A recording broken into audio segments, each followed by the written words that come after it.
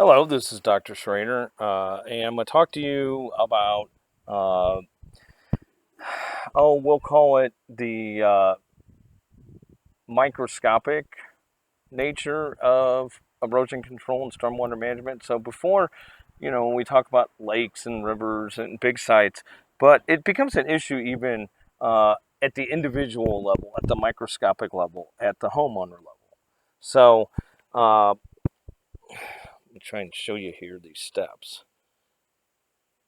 So let me get this down. So if you can see these steps that I'm trying to show you here, yeah, there we go. If you can see the steps and you can see the bottom of them, see that? That's the result of erosion. So what's happening is water is coming down off the roof and down to downspouts, and because of poor grading, it's actually eroding away and undercutting these steps. So what will happen over time is these steps will collapse. So, and you can see it pretty dramatically right here. So what happens is it comes out of the downspout and it's actually going underneath the slab here and then down along the foundation wall. And that's a situation we don't want. So one of the strategies that we can use here,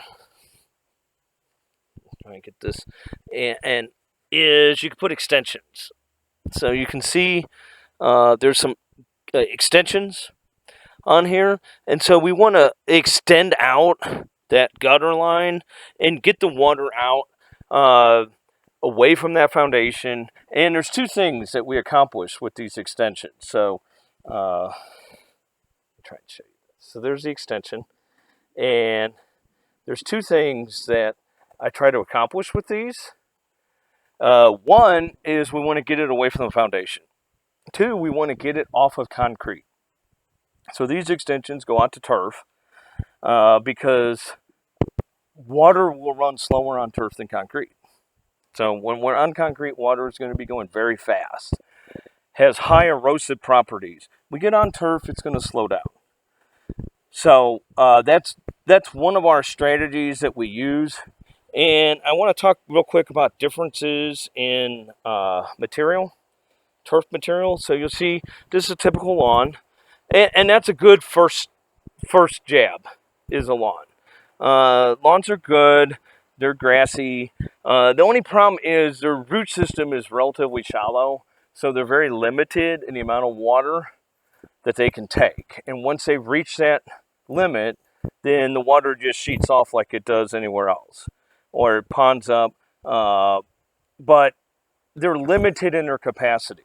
So ideally,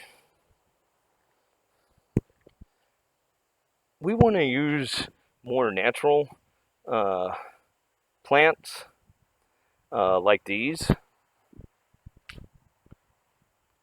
And what we do is we take our downspout and we run it into a garden area like this. This is called a rain garden. And so the idea is instead of water just running out and going wherever it wants, we're controlling it now. We are putting it in a rain garden. We're adding an aesthetic element to our property. They can look nice. And not only adding this aesthetic element to it, we're also doing stormwater management, some erosion control, because that water, the root systems in rain gardens typically are a little bit deeper, so they can absorb a lot more of that water. So the more that we can get into the rain garden, the less it's going to run off, the less it's going to undercut foundation walls or go into the sewer system or impact somebody else. So this becomes crucial because as a homeowner, we don't want to impact not only ourselves, we don't want to impact our neighbors either. We don't want to flood out somebody else with what's coming off of our roof or our property. And so there are some communities that have what's called a no net impact ordinance now. And what those are is that whatever modifications you make to your property, the amount of runoff that leaves your property boundary cannot exceed what existed before the modifications. So let's say you're going to expand your house. So under no net impact, whatever runoff you had that crossed the property boundary in the existing condition before the expansion is going to be exactly the same as after the expansion.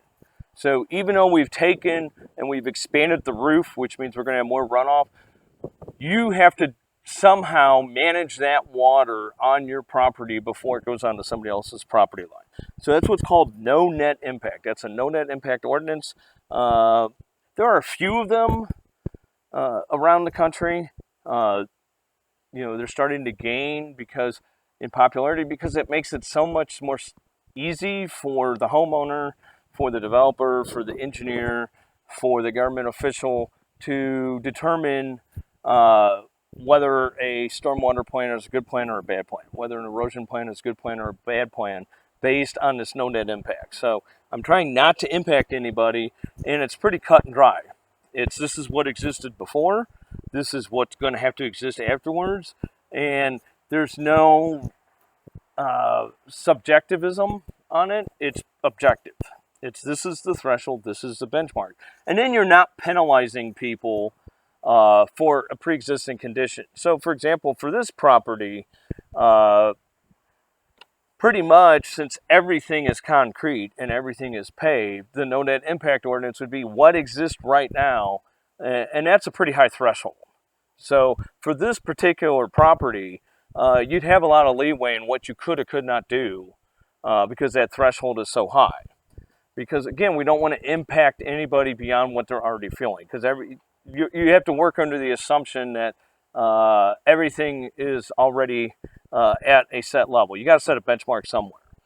But what that does is if I'm converting, for example, open land to developed land, I don't suddenly want to flood people out who weren't flooding.